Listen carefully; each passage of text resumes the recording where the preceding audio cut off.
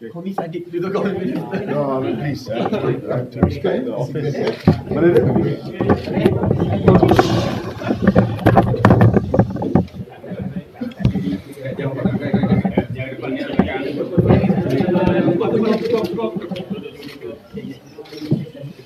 Speak quiet please. Okay.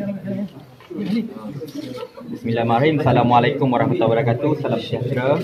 Majlis mengalukan kehadiran dan juga kedatangan Yang Berhormat凯里Jamaluddin dan juga Yang Berhormat Datuk M. Saravanan ke Majlis Nota Serah Tugas Menteri Belia dan Sukan dan juga Timbalan Menteri dan Sukan.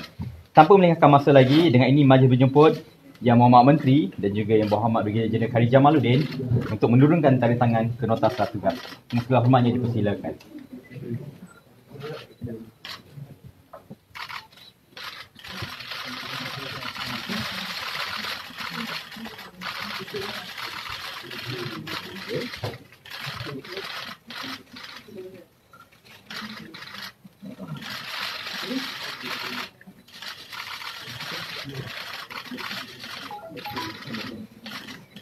You don't need to get new pens. That's right. Yeah. Okay. Majlis seterusnya menjemput Yang Berhormat Menteri dan juga Yang Berhormat Brigadier Jeneral凯里Jamaluddin untuk menyerahkan nota serah tugas kepada Menteri Belia dan Sukan yang baru, Yang Berhormat Tuan Syed Saddiq.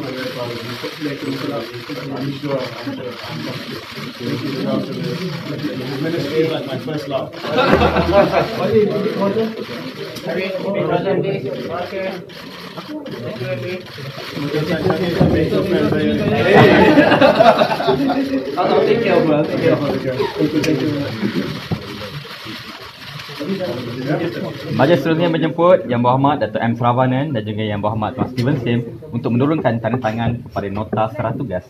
Dengan segala hormatnya dipersilakan.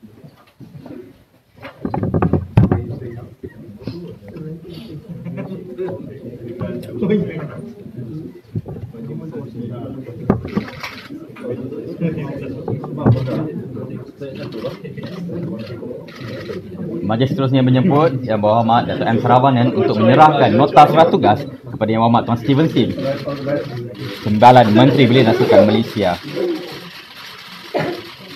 Okay.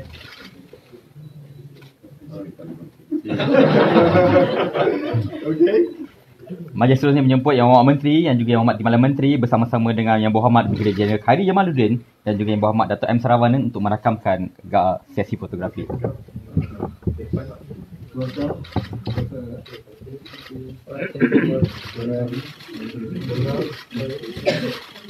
Put our hands together here.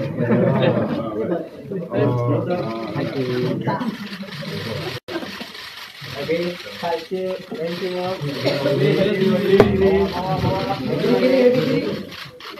Kanan. Balik ni. Kanan.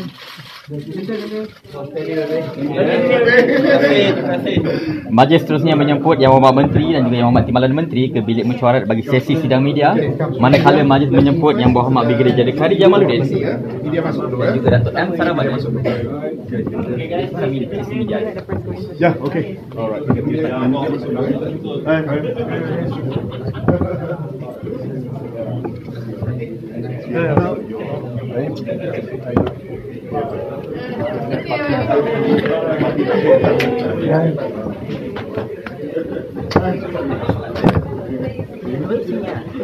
Sorry.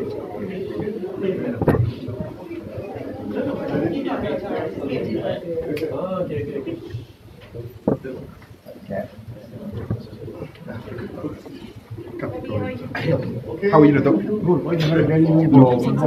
Football? I want to join for every malam. I'll join you.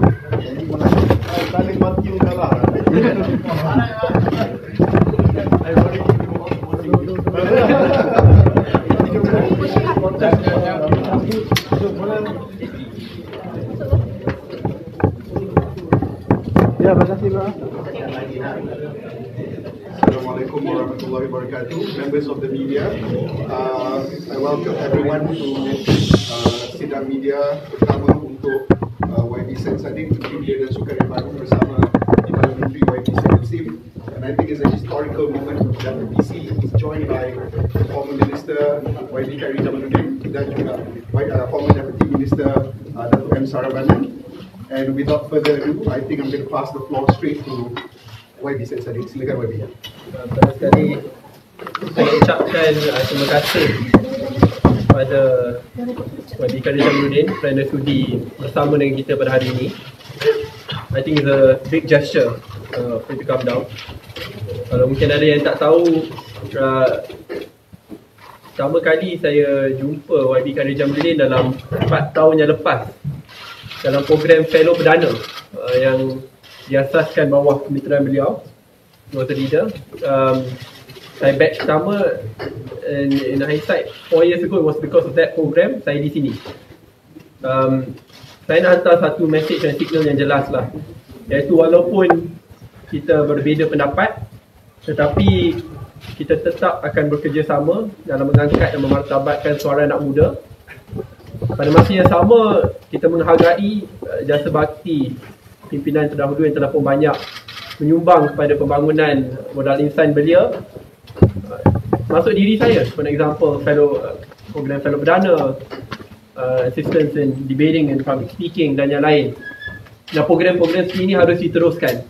Terbelah pagi tadi saya tekankan, saya tak nak kepimpinan baru khususnya bagi kementerian ini dicorakkan atau diwarnakan dengan politik balas dendam or for a witch hunt to happen. Itu bukan corak kepimpinan sedia ada, sebab kami yakin bahawa rakyat pada hari ini akan menilai dan memperhalusi apa kita boleh cadangkan, bentangkan untuk menyelesaikan isu anak muda dan untuk mengangkat posisi sukan negara. I think that's the priority. Sebab itu saya akan bekerjasama. Tadi pun dapat nasihat sedikit kepada YB berkait rapat dengan the problems which we might face in the future, dan supaya lebih banyak sesi seperti ini akan berterusan, juga untuk bekerjasama dengan pimpinan pemuda parti politik yang lain, iaitu daripada Pemuda UMNO, Pemuda PAS, untuk kita pastikan dalam hal isu anak muda kita boleh bersatu. Kerana kalau anak muda bersatu, saya agak yakin kita akan mencipta sejarah baru. So one more time, sir, thank you very much. I remember visiting him a few times in office before this, and thank you very much, and I hope that the youth will further be protected and we will be able to move forward together. I have big shoes to fill in. Yeah, so that's from me. Terima kasih. YB, perhaps you may want to say something before we proceed to Q&A. Thank you, sir. Thank you, Minister. Terima kasih Menteri atas kata-kata haluan tadi. Saya ingin merakamkan ucapan tahniah kepada Yang Berhormat Saudara Syed Saddiq dan juga Yang Berhormat Saudara Stephen Soon atas pelantikan mereka sebagai Menteri dan Timbalan Menteri Belia dan Sukan. Saya yakin gabungan ini dapat memacu kementerian ini ke arah kejayaan yang lebih besar untuk tahun-tahun yang akan datang. Saya rasa bangga lah, saya rasa bangga walaupun berbeza parti politik, tetapi Yang Berhormat Menteri adalah juga produk daripada Kementerian Belia dan Sukan. Pernah menjadi seorang fellow perdana dan juga pernah menerima anugerah Belia Perdana waktu saya jadi Menteri Belia dan Sukan, dan saya sangat-sangat kagum bahawa dalam tempoh masa yang sangat singkat Yang Berhormat Menteri telah membuktikan ketokohan dan kebolehan beliau sebagai seorang pemimpin muda yang disegani dan dihormati kawan dan lawan. Saya mendoakan yang terbaik. We must always wish the best on our successors, even though they come from different political parties. Sebab saya percaya dan yakin agenda pembangunan belia dan sukan sangat-sangat penting untuk negara kita. Dan saya yakin bahawa menteri baru akan dapat membawa perubahan besar, idea-idea baru yang dapat menepati cita rasa anak muda dan juga dunia sukan di Malaysia. Saya rakamkan terima kasih kepada seluruh warga KBS yang telah memberi sokongan dan kerjasama kepada saya selama 5 tahun. And I hope you will continue to support the new leadership at this ministry. Terima kasih. Thank you, YB. I think on this historic day, it is unfair if we don't give the chance for the two deputy and former deputy minister to also say a few words. I'll hand it over first to YB Steven Sim. Terima kasih saudara saya YB KJ dan juga Datuk Saravanan. Saya merasa gembira dan juga amat terharu dengan kehadiran YB KJ dan juga YB Saravanan ke hari pertama kita punch in kerja hari ini. Tadi YB KJ ada sebut tentang soalan-soalan Dewan Parlimen yang saya tanya semasa menjadi ahli Parlimen Pembangkang. Dan ini saya rasa sudah mendemonstrate atau sudah menunjukkan keprihatinan YB KJ. Yang beliau tidak tahu ialah untuk saya sebagai daripada bench Pembangkang dulu, saya rasa Kementerian Belia dan Sukan di bawah pimpinan beliau dan juga beliau sebagai menteri merupakan antara pemimpin atau menteri yang paling mengambil berat tentang pandangan daripada pihak Pembangkang. Dan saya rasa itu adalah satu perkara ataupun tradisi yang saya yakin menteri dan saya sendiri akan terus meneruskan tradisi ini. Jadi saya pun not to be presumptuous, but I think I can speak for the minister that the door is always open for YB KJ and also YB Saravanan to come and give their feedback, their opinion, and definitely their advice to the ministry. Thank you very much. Thank you, YB Deputy Minister. Datuk Sarah, over to you. All the best of both the minister and his deputy. And I must say, this is my second ministry. So, this is the best.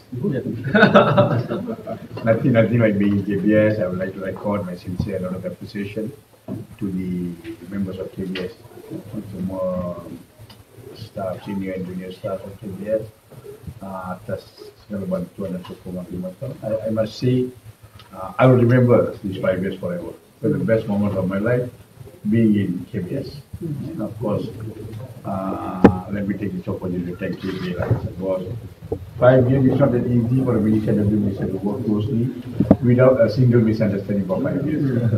I take it as my success story. I worked with KJ last 5 years without even a single misunderstanding. I wish you both all the best. At any time, you call us for any assistance. Thank you, Datuk Sarah. We now open the floor for questions from media. Silakan. YB KJ, sebentar tadi YB tadi atau beritahu YB KJ ada beri sikit nasihat pada YB. Boleh saya apa nasihat yang YB beritahu pada YB saya? Tak adalah apa-apa nasihat. Just, YB Menteri is very capable, and saya harap rakyat Malaysia dapat memberi peluang kepada beliau. Jangan kita melihat kepada usia itu angka saja. Kita melihat kepada prestasi dan juga kebolehan, jangan pada usia. Saya ada berkongsi pandangan berkenaan dengan kementerian ini, berkenaan dengan betapa pentingnya kita dapat bekerjasama dengan kementerian-kementerian lain untuk memartabatkan agenda belia. Sebab agenda belia ni dia bukan hanya terletak di KBS tetapi merentasi kementerian. Jadi baik juga kita dapat menteri yang dapat menonjolkan imej yang baru, yang ada hubungan yang baik dengan menteri-menteri lain supaya agenda belia ini dapat diteruskan. Sebab kalau kita melihat kepada KBS saja, kita tidak akan dapat membawa perubahan besar. Saya beritahu kepada menteri kami untuk masalah siswa azab menganggur, masalah gejala sosial dan sebagainya, semua terletak di kementerian lain, tetapi memerlukan seorang menteri yang boleh merentasi kementerian. I think Nabi Said Sadiq is the right choice. YB Said Sadiq, just you say that you seek cooperation from KJ, YB KJ, Datuk Sri Azalina and Ahmad Sabri. What are the things that you're looking at? Firstly, I seek advice from YB KJ just now in regards to what are the potential barriers which we'll face? How do we confront them? And also, how did they forge KBS to be in a position which it is in today? And I think similarly to what YB Stevenson pointed out, and also one of the biggest beneficiaries of KBS previously, I think is to continue the good legacy and also to expand it further.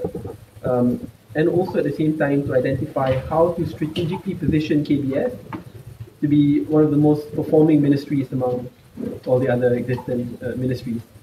I distinctly remember, I think, before I started joining into politics and even after, I think the success of KBS, despite having a very small, tight budget, I think surpassed the KPI or standards of other more financially robust ministries. So it's to learn that and also to understand the challenges, and if there are any future issues, is to discuss things together. I think that's one part. The second part is also to discuss and meet up and maybe have a more permanent forum with other youth leaders from other political parties.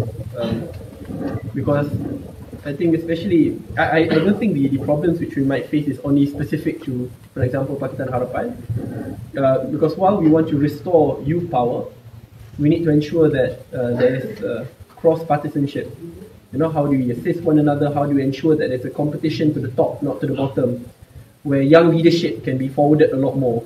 I vividly remember before GE14, a little bit about politics, but still links back to youth power. One of the arguments which I used in the Pakatan Harapan leadership to point out that, you know, there's YBKJ on the other side. We need to have a lot of young, vibrant leadership, and we need to prepare for 20, 30 years down the road. So with that, we can't just think about putting a few tokens, you know, nice faces, but then in the end, they're just few in numbers. There's to fill as many young people as possible so that we can prepare 20, 30 years down the road so that people can compare. And I remember that was one of the arguments which worked, especially at the point in time, I think UMNO BN hasn't finalized the list yet, so we could just say, oh no, we think it will be a lot. You know, and when we finalized and they released, I said, we already finalized ours already. But if we have that competition to talk and to discuss with other youth leadership, for example, on reducing voting age, what are their opinions on this matter? At the same time, about how do we create a very good support network for potential youth candidates from all political parties. I remember talking to Chun Daim about this prior to election to find all youth candidates who are below 30 years old. And then I think Sina Harian picked up that challenge, and then they funded all candidates below 30 years old. It's not a big amount, but at least there is some assistance. So the point is to create a healthy competition where youth leaders in all political parties can climb up the ladder, so in the end we'll get more youth and vibrant leadership from the top to the bottom. I think that's a good formulation. YBKJ, do you mind if I ask party matter? I know that this is ministerial function, but is it okay that I ask UMNO matter? Minister, it's his ministry. Or maybe I'm fine. I mean, YB, I mean, there are proposal for you to become the opposition leader, including the Ketua Pemuda, Datuk Ashraf. Jawatan Ketua Pembangkang ni mesti diputuskan oleh ahli-ahli Parlimen Pembangkang. Ahli-ahli Parlimen Pembangkang belum lagi mesyuarat. Tapi YB, seandainya mereka mahukan YB sebagai Ketua Pembangkang? Saya sebenarnya nak tidak mahu pegang apa-apa jawatan. Tapi kita serahlah kepada ahli-ahli Parlimen Pembangkang. Not even opposition leader. No. They think that you fit. Yeah, but I want to take a short break and see and make sure that I can speak up freely in ensuring that my party can move forward. Kalau kita pegang jawatan ni terikat. Wabi, I need to ask this a bit sensitive. Dato' Sri Zahid command only less than half majority popular votes in the UMNO election. Do you think that is that enough to push for the party reform that are required? Ini menunjukkan bahawa majoriti wakilan sebenarnya nak pada perubahan. Kalau campur undi saya dengan Tunku Razali, kedua-dua yang dilihat sebagai membawa perubahan, ini adalah majoriti dari perwakilan. Jadi jangan kita ingat perwakilan UMNO tidak mahu membawa perubahan. Cuma mungkin kerana ada banyak pilihan tak dapat dibuat perubahan tersebut. Jadi ini syarat yang besar kepada Presiden baru. Kalau sekiranya beliau tidak dapat dan berjaya bawa perubahan tersebut, maka kehendak majoriti perwakilan itu dihampakan. But hold on. Sorry. I hope that he can, and we give our support to the president so that he can make the changes. In politics, you must accept the results and you must support whoever has been democratically elected into whatever system. Sama juga. Do you think that the past results show that the electoral system in UMNO itself need to be changed? That one we'll discuss later. Members of the media, I think we should come back to the issue at hand, which is ministerial issues. Just one more. You say short break. How long? No, Are you going to attend I'll be in Parliament? Parliament, of course. Yeah. Okay. Takkan tak boleh. Wabi Syadik, saya Zul pada Astro Arena. Saya tanya lebih pada aspek sukan tu. Adakah program rakan sukan yang pernah diilhamkan oleh Tun Dr. Mahathir sebelum ni akan dihidupkan semula? Baru tadi ada perbincangan dengan KSU Uthman, beberapa pimpinan tadi berkenaan mungkin keperluan untuk kembalikan program ini. Saya rasa saya perlukan maklumat lanjut, full briefing on this matter, sebab saya nak kata A, B, C, last dia bercanggah dengan kehendak kementerian yang sedia ada. Because saya kena akui bahawa it's better for me to leave important decisions like this later on daripada kita buat terburu-buru, kita terpaksa go stand. Sebab kita dalam KBS ni ada pakar-pakar, ada teknokrat tersendiri telah pun berjaya membawa naik nama KBS ke pesada negara dan dunia. Dan lebih baik I get advice from this group of people supaya campur tangan politik itu kurang, tapi lebih dengan pandangan mereka dahulu. We'll come up with a decision. Satu nasihat saya bagi tadi, berhati-hati dengan wartawan sukan ni.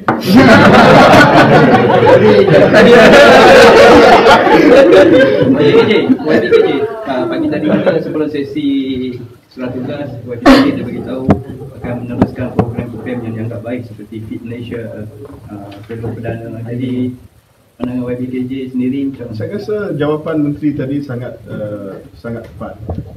Biar menteri ada peluang untuk melihat dengan mendalam. It's only his first day, baru dapat taklimat pertama. Tetapi saya rasa menteri dan timbalan menteri perlu ada kebebasan untuk meneliti, menilai siasat, segala program dan dasar yang sedia ada. Macam menteri kata tadi, takkan dia nak buat keputusan terburu-buru pada hari ini. Dia tak. Wabi Syadik kan? Sebelum pelantikan Wabi sebagai menteri sendiri, dapat berkali ada beberapa pihak dan ada petition diberikan untuk menyokong dan komunikasi. Saya tiada masalah dengan petition tersebut. Ini meraihkan budaya demokrasi yang sedia ada. Pada masa yang sama, saya perlu mengambil kritikan tersebut dengan hati yang terbuka. Khususnya apabila datang daripada pihak kawan dan juga lawan. Saya juga dah berbincang dengan pimpinan pemuda harapan. Mereka juga katakan the final decision lies in the hands of the Prime Minister. Cuma saya rasa cara terbaik untuk menjawab kritikan tersebut, not to take it personally, tetapi adalah untuk menjawab kritikan tersebut dengan gerak kerja saya dan KBS ini. Sebab saya rasa itu cara terbaik. Sebab saya rasa ini bukan sahaja masa untuk saya. I don't want this to be about me, pelantikan seorang. Tapi saya rasa ini kejayaan bagi semua belia di luar sana. Sebab ini insyaAllah akan mencipta sejarah yang baru di mana dalam setiap lapisan pentadbiran negara, tidak kira daripada dunia politik ke dunia korporat, anak muda akan diterima dan akan diberikan mandat yang besar untuk menggerakkan masa depan Malaysia baru. Kerana we need to move forward as a group, as a class, bukan sebagai seorang saja. Sebab itu saya harap kemenangan ini merupakan kemenangan bersama dan insyaAllah saya akan buktikan the best way to answer criticism is through our work together lah. Maknanya YB minta walaupun petition yang tidak menyokong YB sebagai Menteri Sukan, maknanya adakah YB nak minta mereka yang tak menyokong ni tunggu juga time untuk nak dibuktikan bahawa boleh memegang jawatan Menteri Sukan? Ada yang saya dah hubungi dah pun. Banyak yang kata salah faham kalau saya nak terangkan satu petition tu, sebab dia dikeluarkan pada minggu pertama selepas kita diumumkan menang PRU. So memang tak ada apa-apa kecanggahan, sebab pada masa tersebut memang kita nak pastikan ada banyak wakil anak muda dalam kabinet.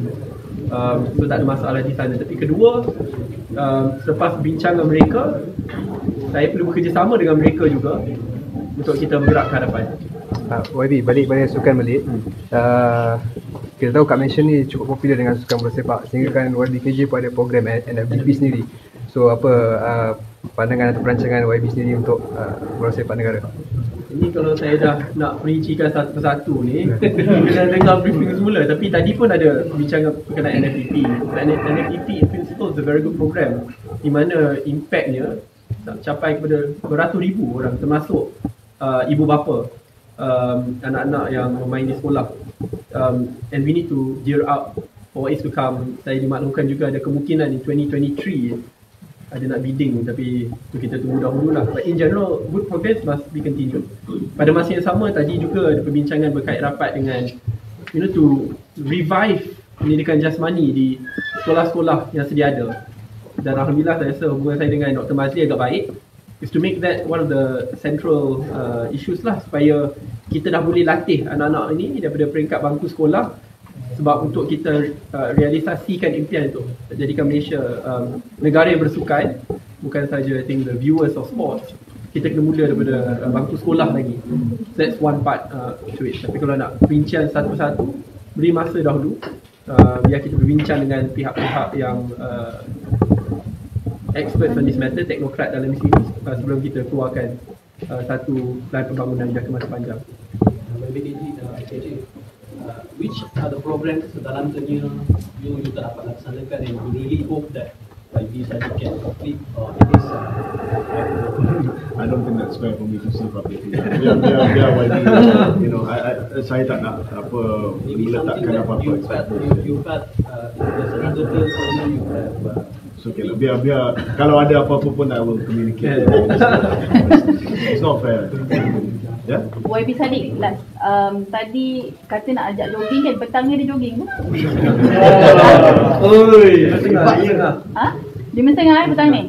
Betul eh? Betul. So all the journalists must come. Tapi janganlah. Kalau nak jogging betul-betul je bawa kamera.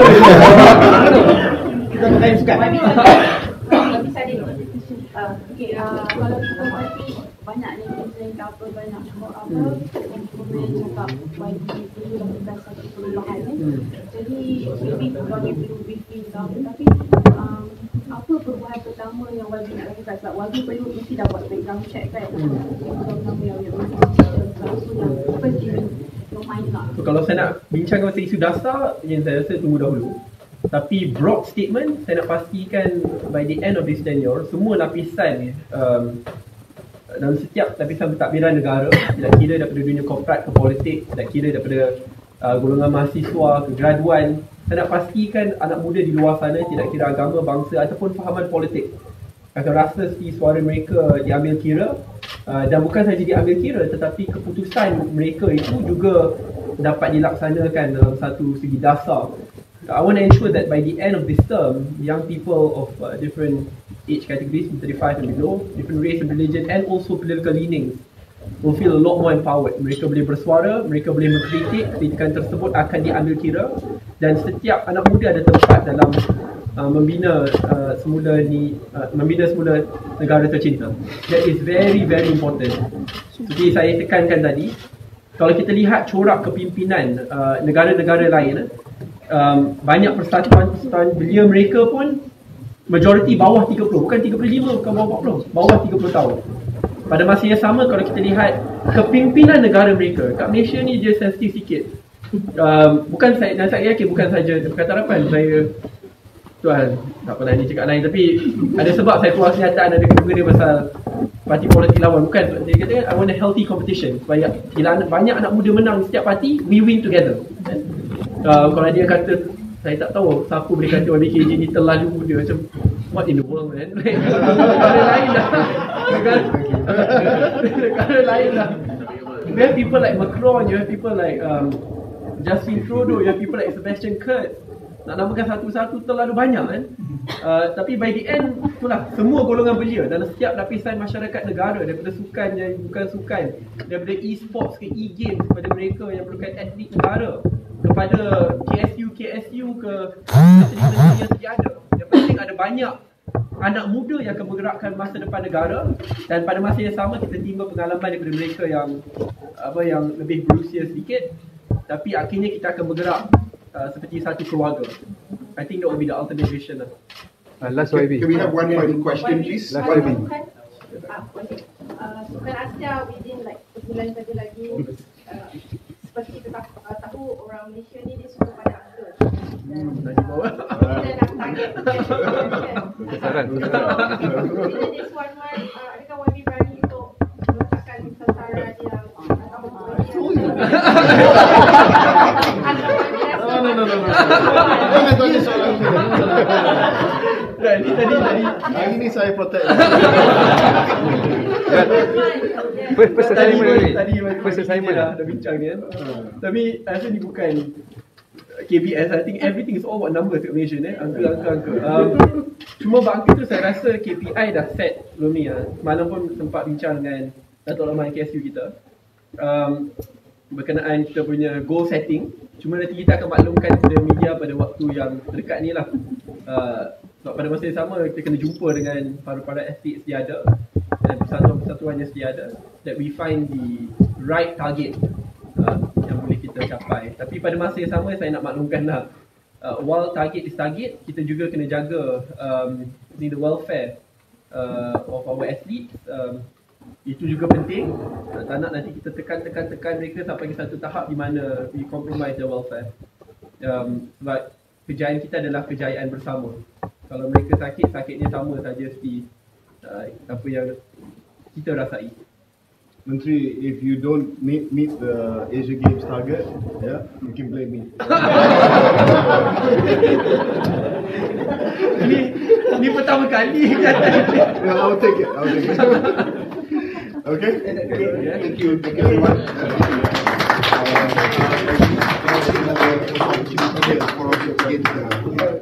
Thank you very much.